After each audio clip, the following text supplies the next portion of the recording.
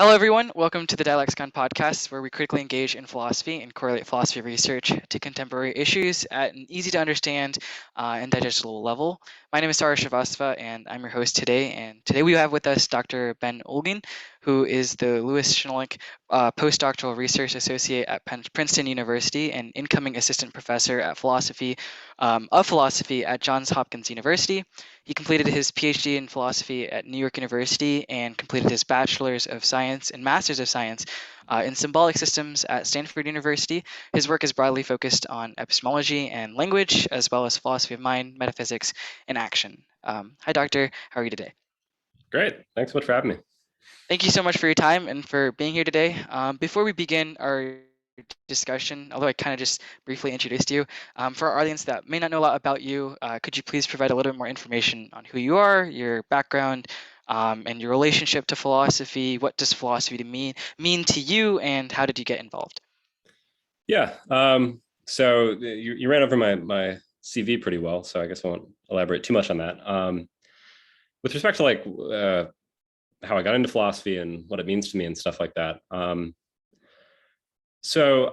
I guess a thing which I sort of realized after I started doing philosophy pretty seriously, which is more kind of in the second half of my time as an undergrad at Stanford. I was more doing computer science and stuff initially there, was that I actually had been really into philosophy, or at least a certain kind of philosophy. I'll maybe say more what I mean by that in a second, from a pretty early age. As I expect we'll talk about shortly, I did debate in high school. I was a Lincoln Douglas debater, and I definitely had a lot of exposure to philosophy there. But there are kind of two, I mean, this is very crude and these things overlap, but there's a distinction that you might draw between two very big fields of philosophy. There's continental philosophy, which is a certain kind of philosophy done historically in continental Europe. People like Heidegger, Foucault, Derrida are some famous continental philosophers. And then there's also analytic philosophy, done mostly in the Anglophone world, in the UK, North America. And I hadn't had as much exposure to analytic philosophy, and that's the kind of philosophy that I do and studied in college and in graduate school. And anyway, a lot of questions, I mean, people in continental analytic philosophy work on many similar questions, but a lot of the questions which I was interested in from a very young age, I think were questions that you see analytic philosophers care a lot about. So questions about free will, personal identity, like what could happen to me before I would no longer be me or before I'd be dead. These are questions which I would think about in middle school and high school and stuff. And then, yeah, I don't know, I got into it in college, really enjoyed it. And now it's sort of, it's my career, I guess. Yeah. Yeah, I think a lot of people, like a lot of the people I've interviewed, have also said similar answers where it's like they get interested in philosophy from a younger age, but then pursue it like full time at a college level when it's more available, I think, because I mean, a lot of high schools just don't even have philosophy for teaching.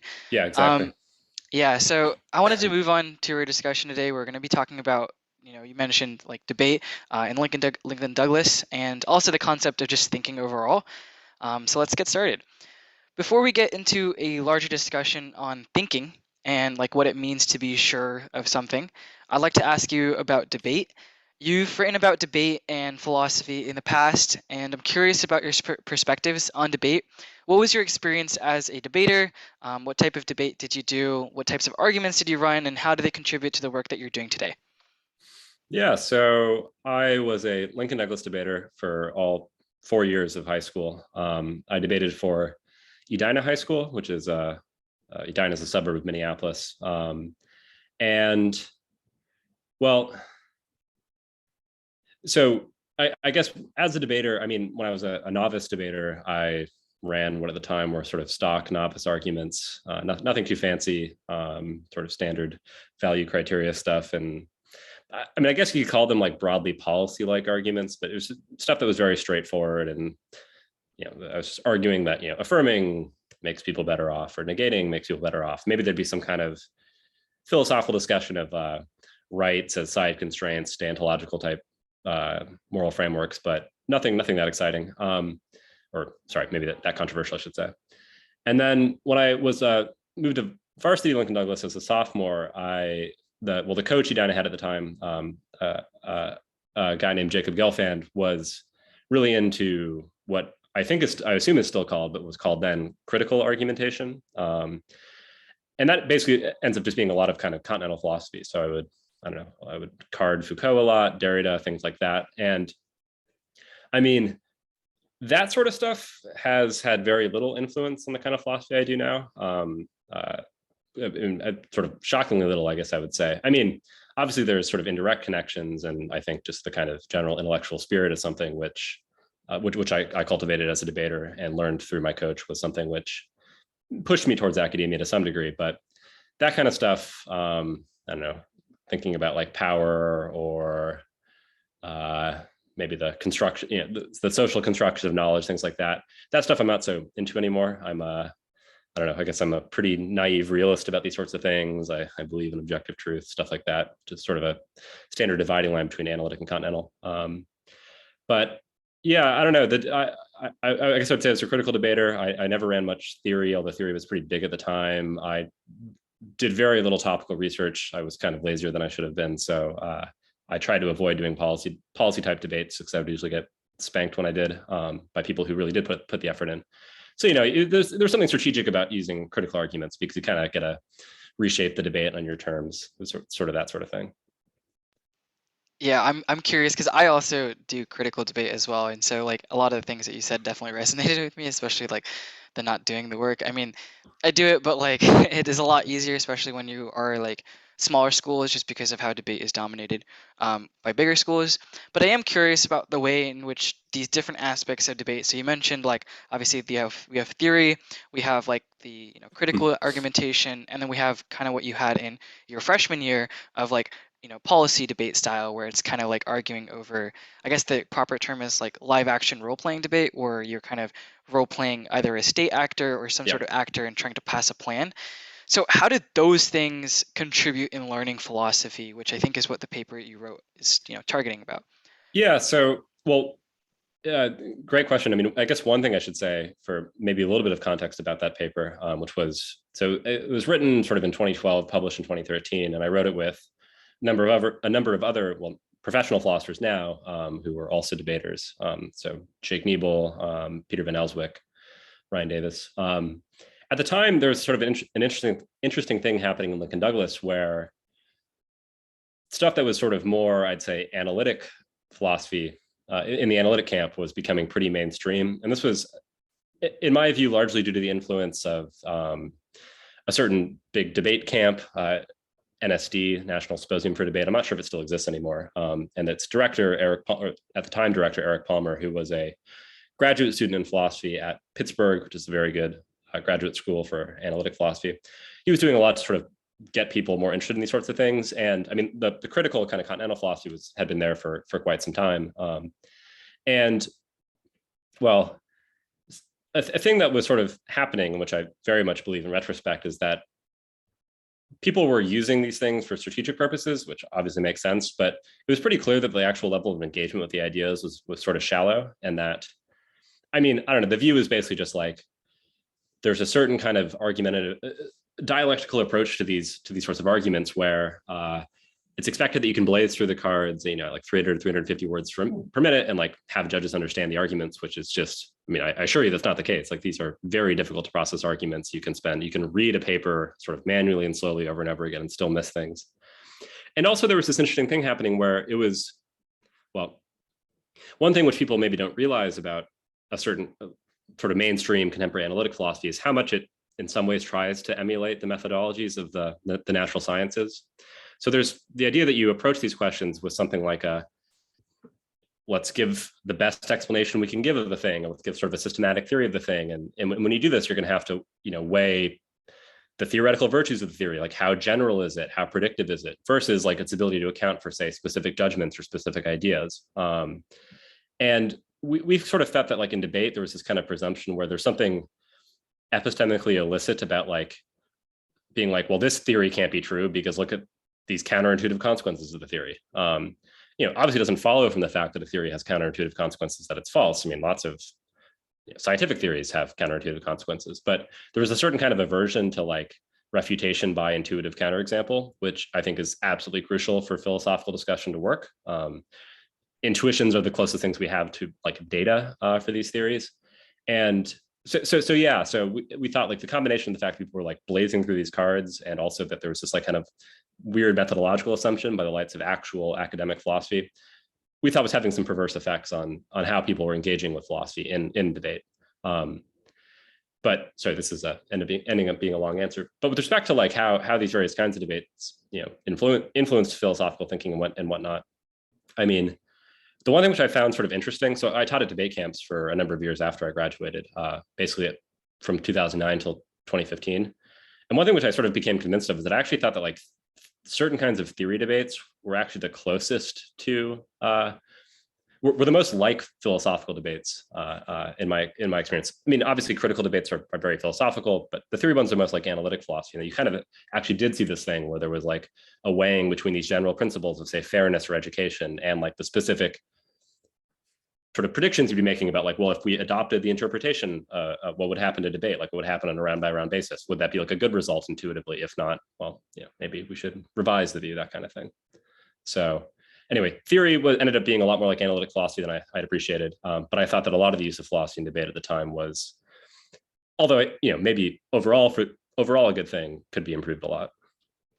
Yeah, definitely. I mean, I am actually like, it's eye-opening to hear that theory is one of the most kind of influential and like, or similar to like analytic philosophy, because I'm of the opinion that it is not related to any sort of philosophy just because of the way that it's used now. And so that is kind of what I want to talk about now. Like, given the meta in debate now, and I know you haven't been involved for quite some time, but it's becoming increasingly more of repetitive arguments with like a lack of creativity. And you were talking about kind of how people have like these counter arguments, right, which you can kind of interpret to be necessary in terms of philosophy, right? Because when we're thinking about things, we need to have different interpretations of them. But when we reach a level in an activity where all of those counter arguments are recycled and flushed out through coaches and being spit out through students, is that a good thing? Is it still possible to teach philosophy through LD debate specifically, or is it now that LD debate kind of opens you to reading more philosophy, etc., but not necessarily learning or teaching philosophy through the activity itself? That's a great question. I mean, in principle, you can distinguish the two issues, right? So there's the issue of like repetitiveness, which was the thing when I was a debater, was the thing when I was a coach. I coached at Palo Alto High School. While I was at Stanford, and I'm just, it sounds like it's still a thing now. And I think the repetition is, I feel like, sort of going to be inevitable in any activity like debate, which is game-like, broadly speaking. I mean, compare something like chess, where there's sort of like standard opening theory. There's like a set of moves which we sort of now know are the correct moves to be making up until a certain point, and it kind of takes a while for the creativity to come in. I mean, obviously, when people blunder and divert from standard optimal play, creativity might come in sooner.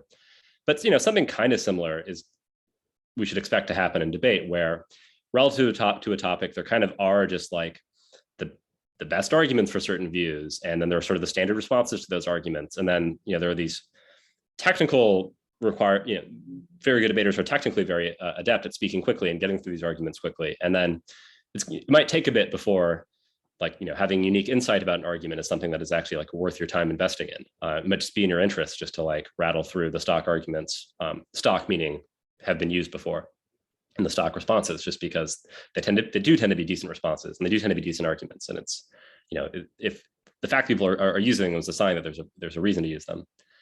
But I do think, though, that on the other hand, like the range of possible arguments for any given view, especially if you're opening yourself up to like critical theory or creative kinds of applications of analytic philosophy, I mean, there's an enormous number of issues, and the space of possible arguments is truly enormous. And so I do think that at all points there is room for like reading some different philosophers and seeing, like, how, if I give up this sort of broadly utilitarian assumption about value, like how much changes, and like, why have people been so down on utilitarianism in contemporary analytic philosophy? I mean, there are utilitarians, but there are plenty of people who aren't. So I don't know, I guess it's not a very deep answer, but my view is something like expect repetition, but also realize that there should always be room for creativity. And I do think that like thinking about philosophy is a very, very good way of doing this, because I think you can get some extremely creative arguments for views by thinking about philosophy. Although they're probably going to be more complicated, they're probably going to be harder to explain, and you're probably more likely to screw something up trying to develop them. So there's some cost to approaching that. Yeah, that definitely makes sense. And I do want to confirm just what the paper, I know it was written a little while ago, but I do want to confirm what you and your co-authors had written as tools for improving teaching philosophy in debate in LD. Is it just like reducing, like speed in debate and kind of simplifying arguments, or what other approaches are there for LD debate So to create more philosophy education? yeah, I mean, I basically think those are two, I think, important things. Those for, I mean, the speed thing for, I think, increasing the actual quality of the engagement, the philosophical issues, and having them be much less superficial, and just sort of like a matter of just like, did I utter a sentence and respond to that when I got to that card? And if I did, okay, I've covered it. I think if you go a bit slower, which I think you really have to be engaging, there's the quality of the actual discussion, and thus the learning will be higher. Likewise, yeah, I made the point about the the methodology just being more willing to be like, I don't know, if you claim that there are no objective truths or whatever, but like, what's the status of that claim? And just like realizing that's like a pretty strong challenge to like claims of that form or whatever, and just like being okay with like one-off counterexamples. But also, I think we talked about at the time, and this is a bit more substantive, a bit less formal or procedural, which is there was a kind of a predominance of, to the extent that people would consult or make philosophical arguments at the time anyway, it would usually be arguments for things like moral skepticism or moral anti-realism broadly construed. I mean, I don't know. I could go into a bit more detail as to what that was really what was going on, but there was kind of a resistance to like defending intuitive first order moral theories, and just realizing like actually how philosophically difficult and rich those questions can be. Like, I don't know, the trolley problem is, at least was a meme some number of years ago. They're like literal memes about the trolley problem, but like actually like trolleyology is like pretty deep and rich. And I'm not saying debaters should be focusing on trolleyology, but like you can do quite a lot just by like thinking about cases like that and drawing parallel, acknowledging that there's some kind of like kill one to save many can be good, but can't always be good. How do we draw the line, and applying that to a resolution is something which, as opposed to just like making generic arguments for, oh, there is no truth, there is no morality or whatever. Anyway, so like that's another example of the thing I think debaters could stand to benefit from. Definitely. And I think the whole entire activity as a whole can kind of use taking education, like philosophy education, or just whatever they're reading education, to a further level. Like the regurgitation thing happens so much nowadays. Like that's literally the meta, and like it's kind of more about like one-upping someone else on like a technical level, which seems to kind of void the activity of any education, or at least getting deep into discussions that are really meaningful, right? After, it is a game, but like the round really is meaningless when it comes to education as a whole, right? So can I say one thing about that? Yeah. Yeah. So I think this is part of the difficulty, right? Is that, I mean, if you're viewing it as a game, well, you should expect certain things to happen, and you should also expect that like there's going to be a serious loss in substantive education there. On the other hand, in my experience, at least as a debater, the vast majority of rounds I think were kind of shallow and repetitive and involved gamesmanship broadly construed. But like when you got to the sort of like elimination rounds at TOC, for example, there was a real thing where the people who just like had done more reading and had engaged with the stuff more deeply, more seriously, because they were all technically on a par, they tended to do better. So there is kind of an instrument, even from a sort of a gamesmanship perspective, there's definitely an instrumental benefit to like really engaging with the ideas and trying to have a carefully constructed argument and trying to be creative. But there is a thing where might take a while for that to really show up. So I think these things can be compatible. Like at a certain, if the truth is on your side, as it were, that's a pretty good strategic edge to have. And figuring out what side the truth is on requires doing a lot of work. But yeah, it's sort of hard to know how to get other avenues of getting deeper philosophical education outside if you have the gamesmanship kind of ideology. Yeah, I definitely do think that they are compatible. And like the TOC example, which is, by the way, the Tournament of Champions, it's one of the biggest. It's like the biggest tournament of the year, where the top basically 100 debaters compete. And when you're competing at that level, then obviously like most are on par on like the technical level, and whoever does the most reading is generally the winner of those rounds, just because their arguments are a lot more clear and concise, and also like backed by ideological reading. But yeah, and that's kind of why, like, in any meta really, for debate and I guess for any activity, the more amount of preparation you have Yeah. with the arguments that you're running, the better you're just going to perform overall. But yeah, I definitely think that we are kind of, at least in this meta, we're kind of like losing how many debaters we have doing that. Like it's a falling trend I because see. people are seeing how easy it is to win just through, like, I guess, gamification really of the activity, Yeah. which at the end of the day, that is a question that could be a whole nother podcast topic. Oh, 100%. Yeah, 100%. Yeah. So now I'd like to ask you specifically about kind of your research in the field of thought and knowledge. You have a paper releasing soon, co-authored with Jeremy Goodman, titled "Thinking and Being Sure." I'm curious about the question at hand. What exactly are you trying to explore here in this paper, and what is the what is the difference between belief and surety, and how does that relate to action? Does surety translate to action, or does belief translate to action? Can both translate to action? Yeah. So all good questions. So maybe one sort of helpful bit of contextualization about the paper.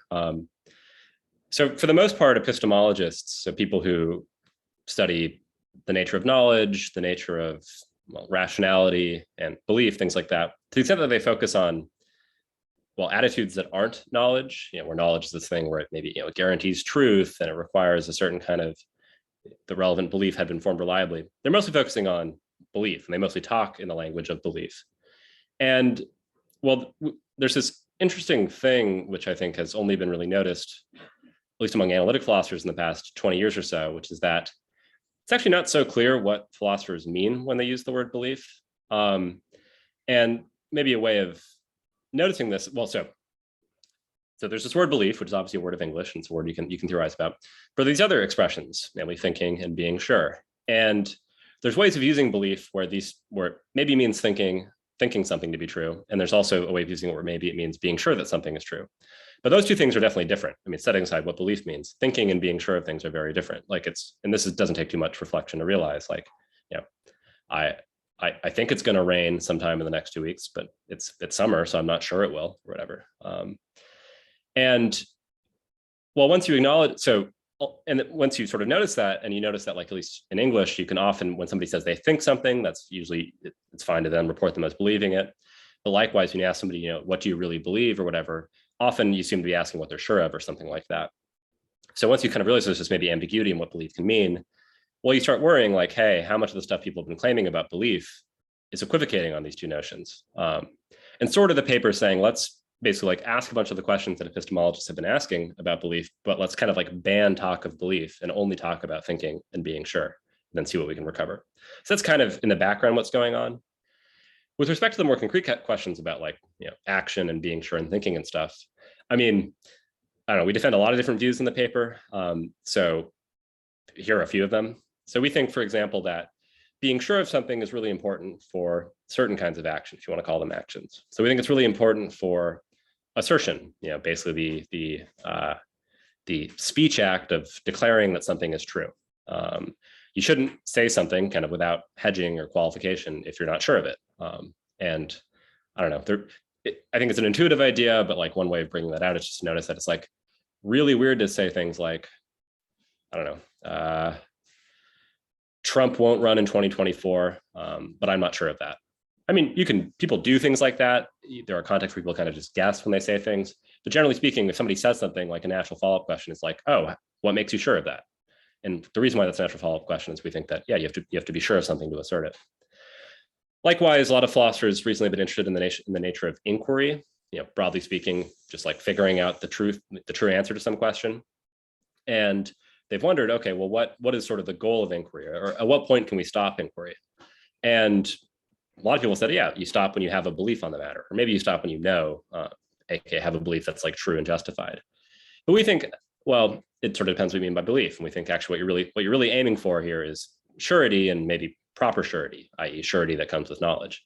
Because thinking, at least that kind of belief, is sort of cheap. You can think all sorts of things, but while still be investigating them. Though once you're sure of something, it's kind of weird to still be investigating. That's kind of the intuitive idea. On the other hand, when we think about action more generally, there are all sorts of occasions in life where we're faced with decisions about what to do or what would be best to do, but we're like, we can't reasonably expect to be sure of what the answer to the question is. And we think what we think is that this is where thinking comes in. So thinking, when you make decisions, or at least when you try to make decisions, rationally or like in a prudential way, what you're doing is you're trying to think some answer to the question, what would be best to do here? You're not trying to be sure of it. I mean, maybe ideally you'd be sure of it, but you often can't be. And you try to act whatever way corresponds to what you think the best way of going is. So yeah, I mean, that's just an example of the kinds of ways in which we think this can connect to action. Maybe one last thing I'll say in this regard.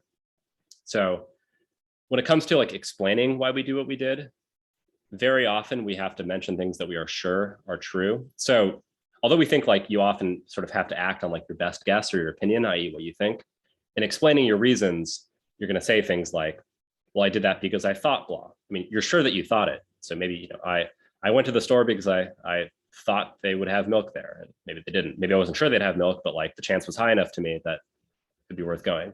But the way you explain why your action is with something that you were sure of, namely that you thought the probability they would have milk was sufficiently high or something like that. So we think, being sort of the assumptions we make when we engage in practical reasoning about what to do, these are things that we're minimally sure of.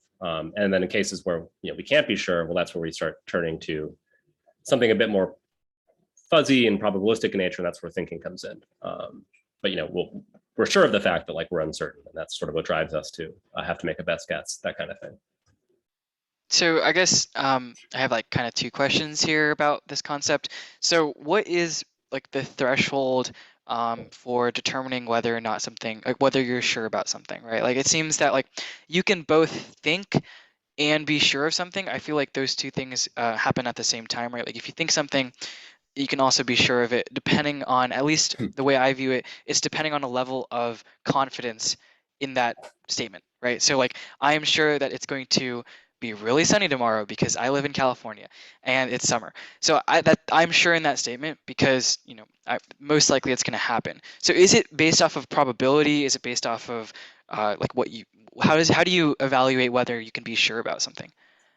So really fantastic question, and I actually don't think the answer to it is in any meaningful sense known by people who work on these questions. I mean, so a very natural view is the one that you gave, where it's something like there's some threshold of confidence or probability or a subjective certainty where you're sure of any proposition that passes that threshold.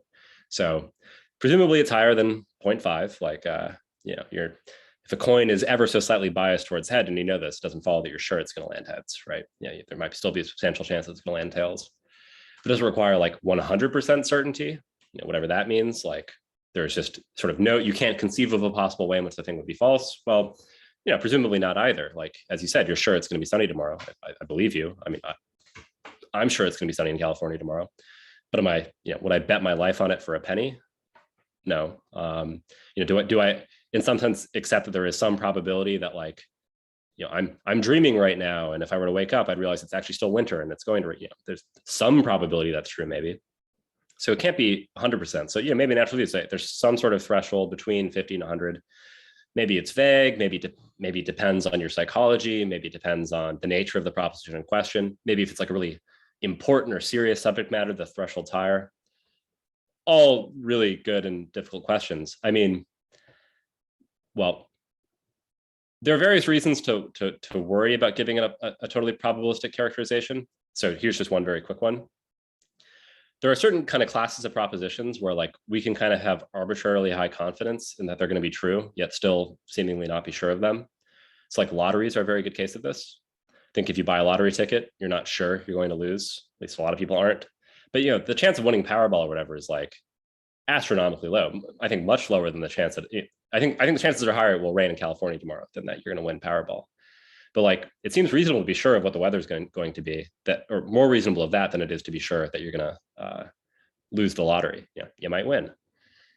And once you sort of notice these sorts of cases, and there are really a lot of these things that they sort of show up all over the place, it gets a bit awkward trying to reduce it to something kind of mathematical in nature.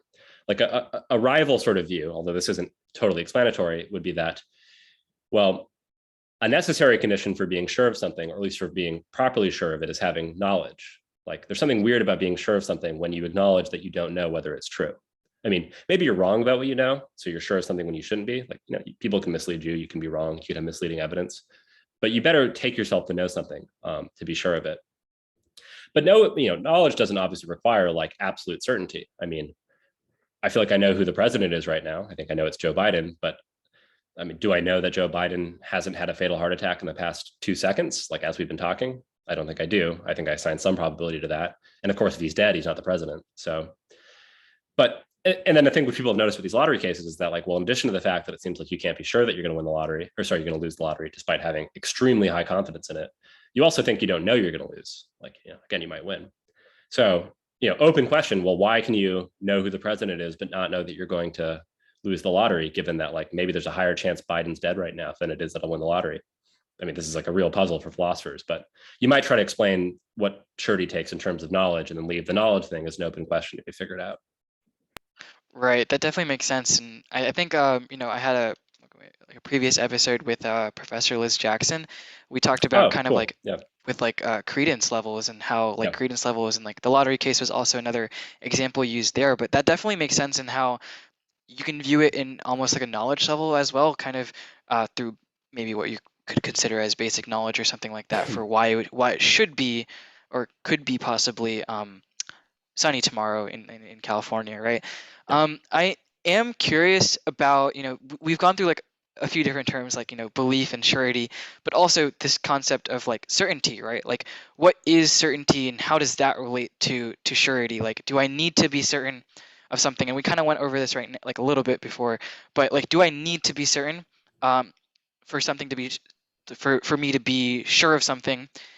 Or is certain like 100% probability or something like that if we're looking at it at a mathematical level? Yeah. So another question, which there's a lot of divergence and controversy.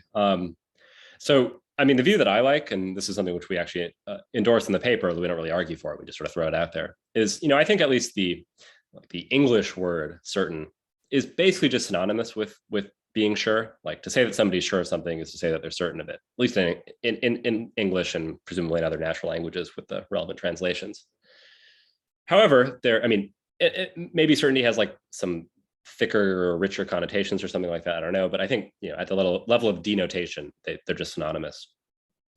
But there is also this like kind of notion of philosopher certainty, which I was sort of maybe channeling a bit, and it's the thing you might call like 100% certainty, where this is like some term of art. And this is the thing where like we're not 100% certain, we're not in the philosopher sense certain that we're not in the matrix right now, or that we're not dreaming right now, or that the universe wasn't created in the state that it looked 5 minutes ago by God, and like we were misled about the past. These are these kind of what are called like skeptical hypotheses, and you might think that there's a notion of certainty where you can never be certain that these skeptical hypotheses don't obtain, at least not in this strong sense of certain, because, well, look, I mean, think about the kind of evidence that you have, the way things seem to you perceptually, the things that you seem to remember. I mean, you can imagine ways in which you'd have this same sort of evidence, despite the fact that the world is totally radically different than how it appears. I mean, it's conceivable, right? It seems like it's sort of hard to say you could assign zero probability to it. So in that sense of certain, I think philosophers sometimes talk as if this is what it is to be certain of something. Yeah, being sure of something and being certain of something are just very different. And I think being sure of something does not require being certain of something in this case, in that sense.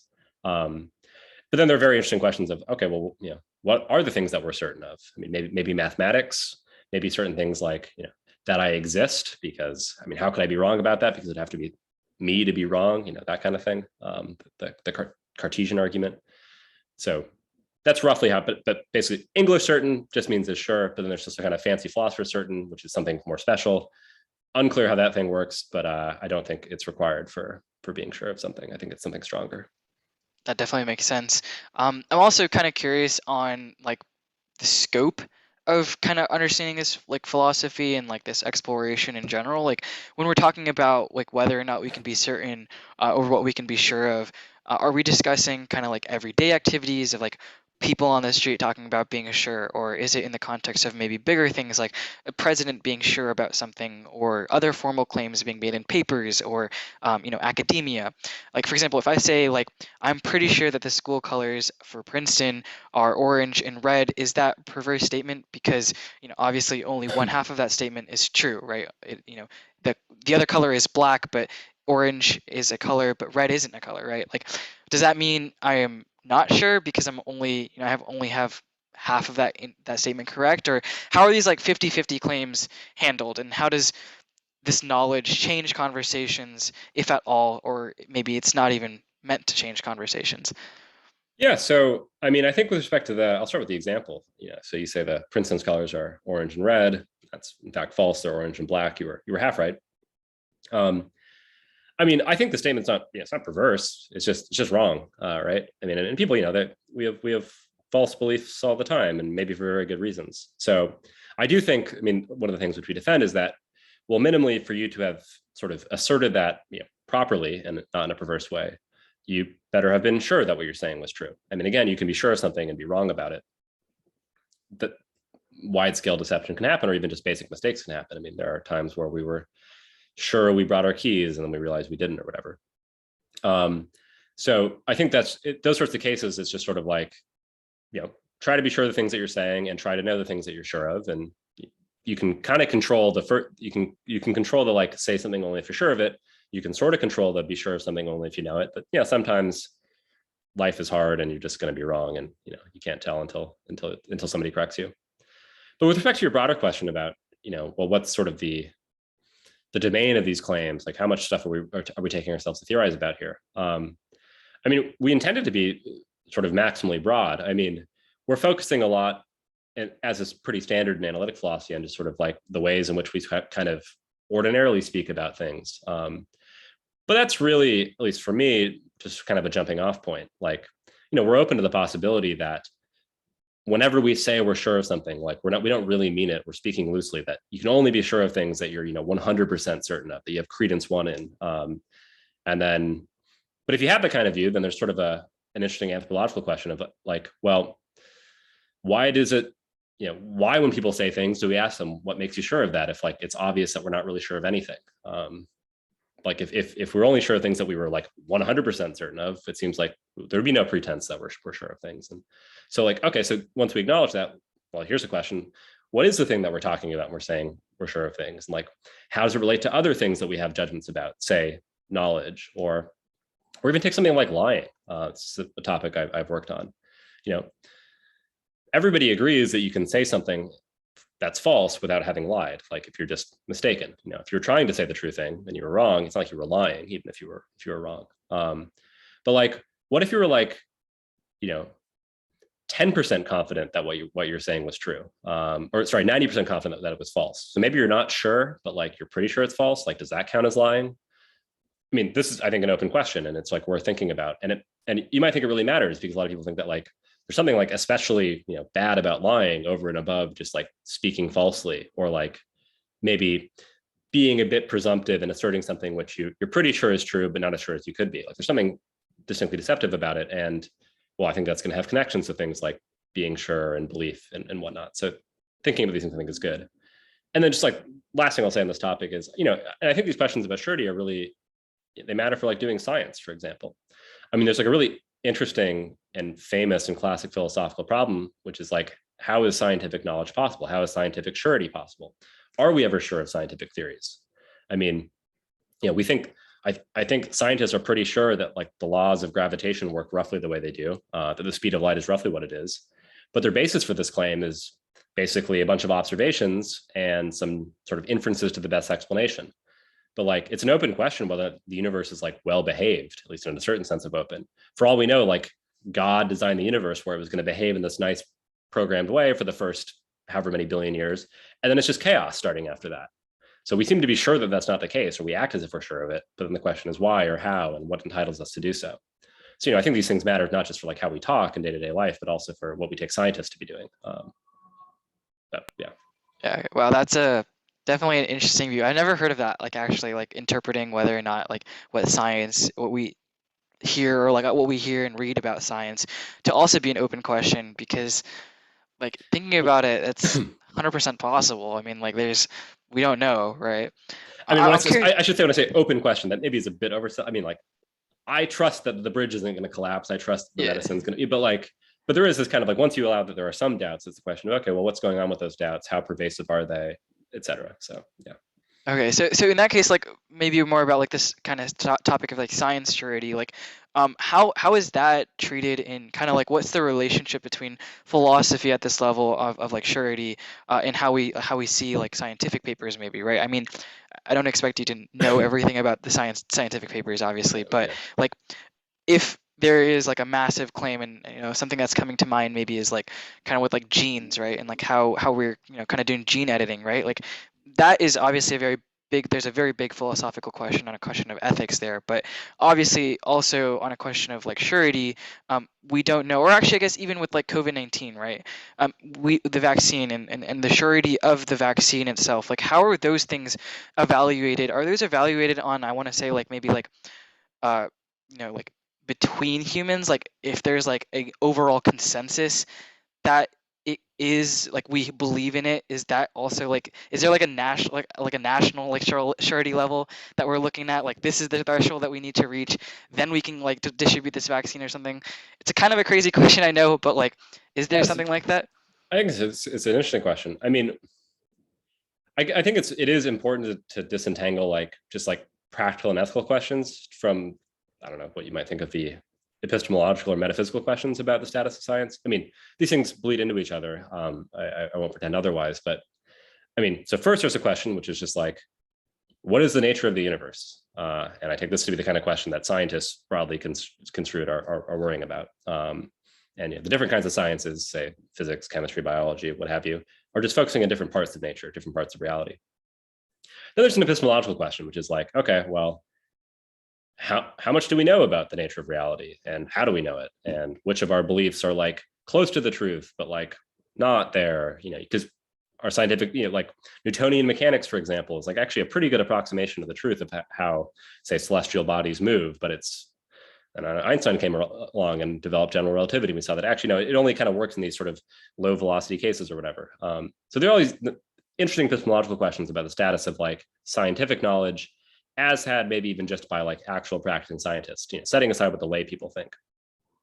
And then there are questions of like, well, look, some policy questions are, certain plans or policies we might want to implement are good policies precisely because of certain scientific assumptions, like the effects on, sending people in outer space is like only good if we're pretty confident about how gravity works and like, what's going to happen when we land on the moon, or like giving people, vaccines only going to be good if we're pretty confident about the science underlying the vaccine.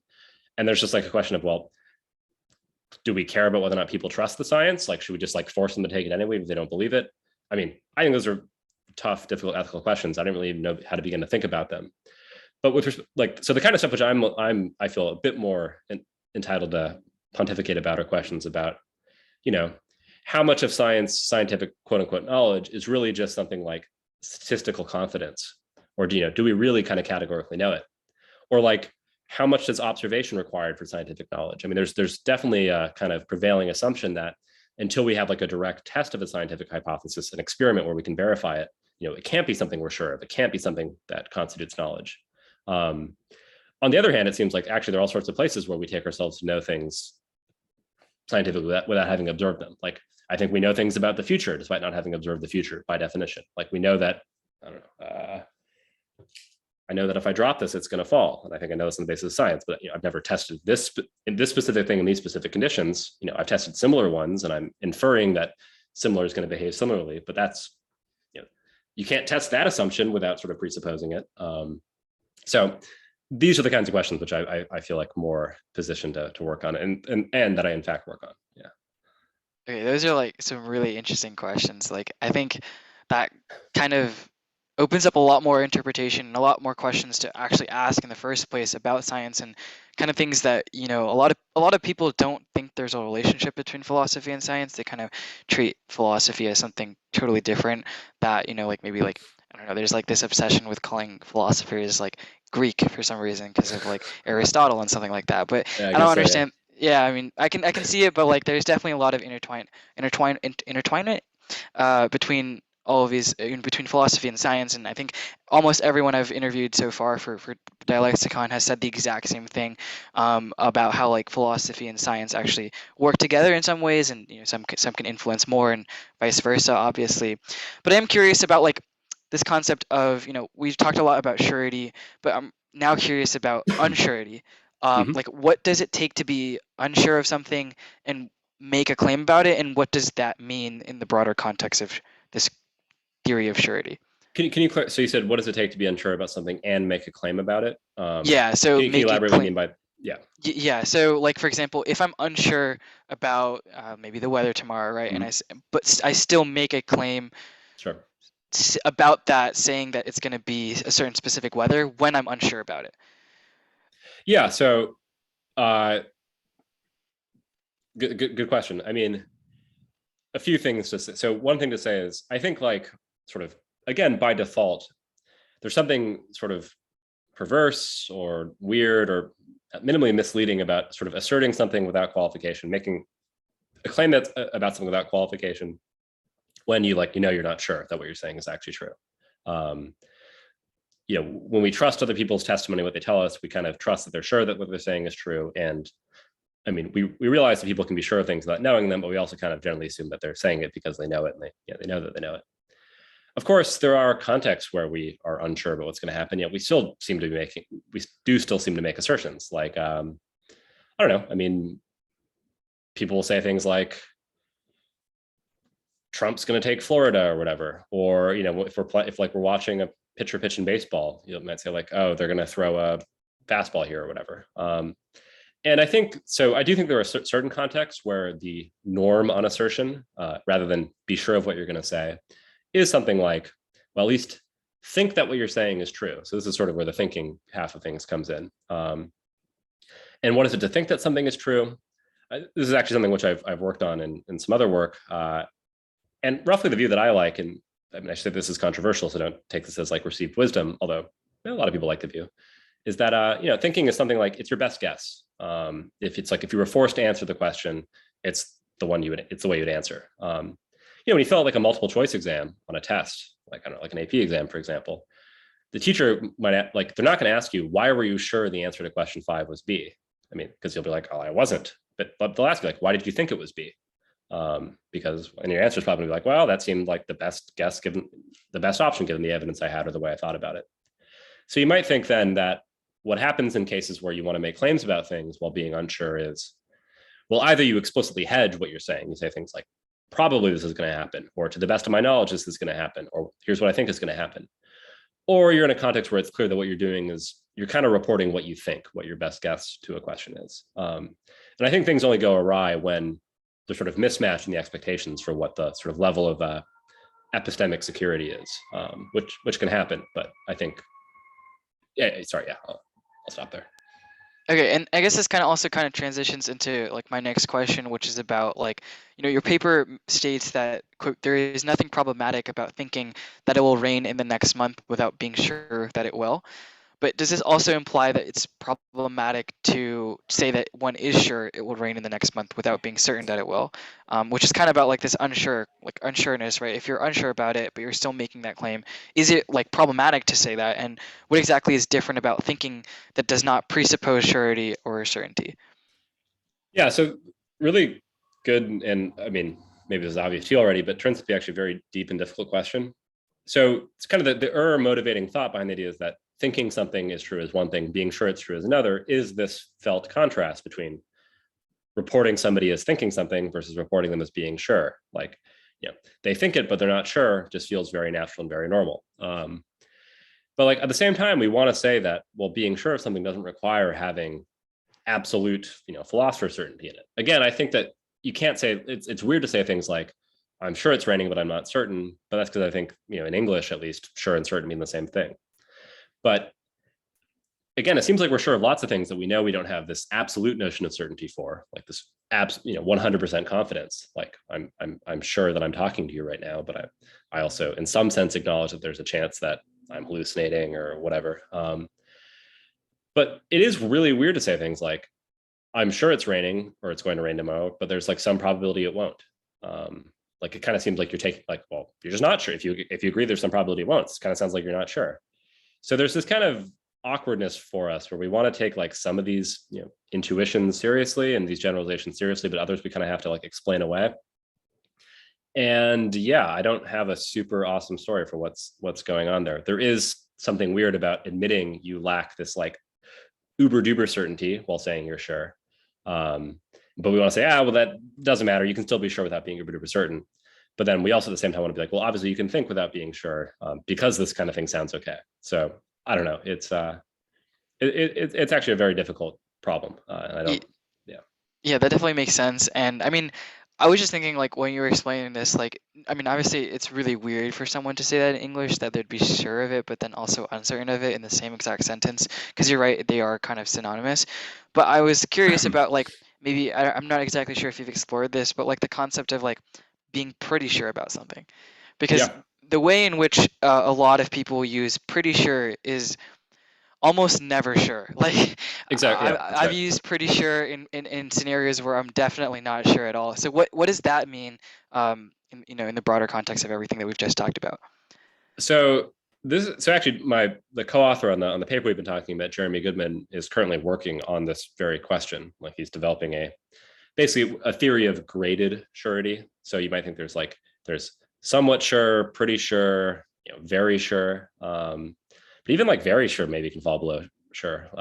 Which is kind of interesting. Like, well, I don't know, maybe not. Pretty sure definitely can though, and somewhat sure even more obviously can. And I don't know. I mean, the view that he likes and I'm sort of attracted to is that you might think that there's like a spectrum between, on the one hand, thinking, on the other hand, being sure of something, and then maybe like past being sure, there's like this absolute certainty thing. But we'll ignore that for now.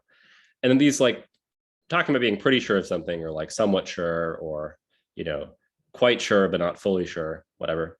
Just basically various ways of falling on the spectrum. And then the question is, okay, well, how is this what is sort of the measure underlying the spectrum? Is it just something like a probability judgment? And for reasons that are pretty complicated, so I'll try not to go into them in too much detail, we think the answer is no, kind of for reasons related to the lottery thing I mentioned earlier. Also, though, because if you like the kind of idea of thinking that I like, where to think something is it for you to be like, it's your best guess to the question at hand. Well, you can notice that you can be very unconfident in things while still thinking they're true. So for example, I can ask you, who do you think is going to get the Democratic nomination? And I think you can give me an answer to that question, despite the fact that the answer you give is somebody with only, say, a 30% chance of winning, given the current, what Nate Silver says or whatever, because that's your best guess. Maybe they're in front with 30, everybody else has 5% or something like that. So like, but it definitely doesn't feel like you're somewhat sure they're going to win, just because maybe being somewhat sure requires more confidence than that. So it's sort of hard to see how that the pure numbers are going to work out there. And like likewise, if you can be sure of things without being 100% certain of them, well, then the top of the scale is going to be like 0.9 or something, but then is pretty sure just like 0.85. It seems like it'd be sort of wild to get those kinds of predictions. So yeah, I don't know. There's a scale. Sure is on one end, thinking on the other, pretty sure somewhere in the middle. How is that scale? What's the measure underlying that scale? Not obvious. Maybe it's something like confidence judgments, but there's some reasons to be worried about that kind of story, I think. That's really cool, like kind of grading this entire thing. Like that's a pretty cool concept. And you kind of just talked about how like this entire process of collaborating works, but could you expand a little bit more? I mean, to me it kind of seems fascinating. Like all of these topics have like a lot of nuance and depth in them. So like how does collaborating on such a big like paper, how does that work? Like do you, is it frequent discussions, etc.? Yeah. How does that work? Good question. Kind of depends on the case. So different people collaborate in different ways. I have two different co-authors I published with. Jeremy Goodman, one, a friend of mine from grad school named Kyle Bloomberg, who's a philosopher of language, another.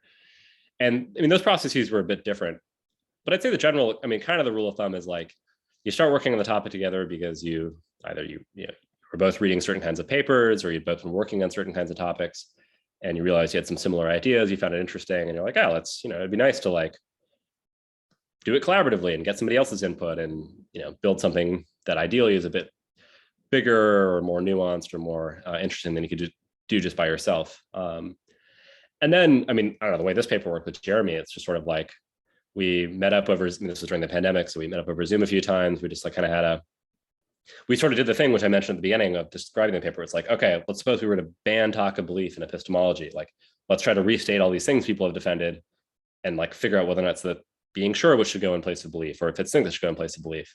So we can then kind of have like an outline by doing that. And then we basically sort of just would take turns. One of us would like write the paper and the other would sort of dictate, and it was sort of like that kind of thing.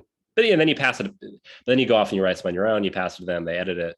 So I don't know. It's sort of, it's organic. It's kind of fluid. Some people have a very rigorous, your job is to write these sections and explain these arguments and research these topics. I'll do these ones.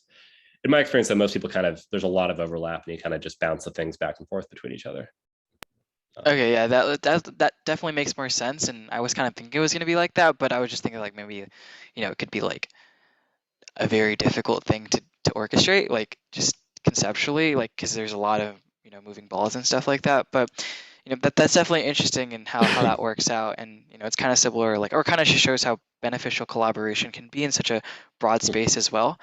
And so kind of moving on to like the last question that we have today, given that there are a lot of young listeners on this podcast who may be interested in more pragmatic explorations of thinking and surety, I'm really interested in like learning or exploring how the philosophy of this concept can influence our decisions.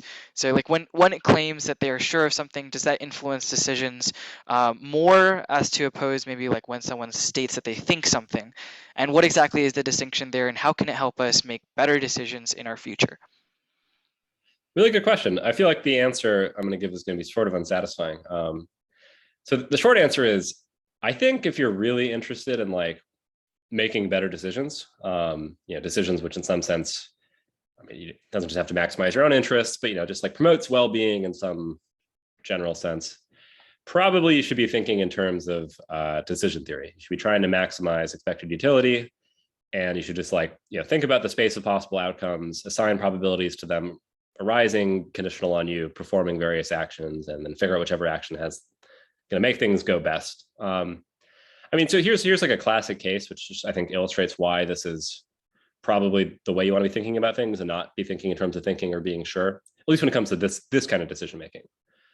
So there's this thing called the miner's puzzle, which I think Derek Parfit was the first person to introduce it.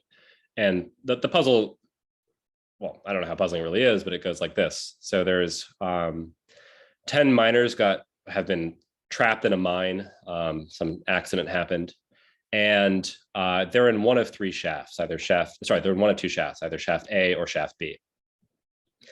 And there's a bunch of water that's going to come into the mine and potentially drown them. And we have a chance to divert the water to one of three shafts, either A, B, or C. So the miners are in either A or B. We don't know which, all 10 of them. And there's a third shaft, C. And we're going to have the choice to send water into one of these three shafts. So the way it works is this. If we send the water into shaft A, well, suppose they're in A. If we send the water into shaft A, they're all going to die. So we don't want to do that.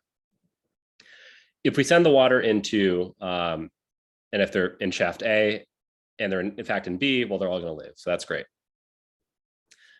And then, vice versa. So if they're in A, we send it to A, they all die. If they're in A, and we send it to B, they all live and swap them. If we send the water into shaft C, however, 9 of them are guaranteed to live no matter which shaft they're in, and 1 of them is guaranteed to die no matter which shaft they're in. So we have no idea which shaft they're in. It's 50-50. I mean, we can imagine like they would like literally God flipped a coin and put them in one of the two based on the coin flip. We haven't seen the coin. And we have to choose. Do we want to flood shaft A, knowing that they might all be in there, flood shaft B, knowing that they might all be in there, or flood shaft C and guarantee kill 1 of them and save 9? So I don't know, the case is a bit messier because you're now dealing with other people's lives, but you can imagine analogous cases with like, you left your money in some room and you have to burn it was either in room A or room B, and then you have to burn one of your rooms. And, if you burn A and the money's in there, you're gonna lose all of your money. But if you burn B, then you won't lose any. Or you could burn C and like guarantee you lose some of your money, but keep most of it. And buying insurance kind of works this way.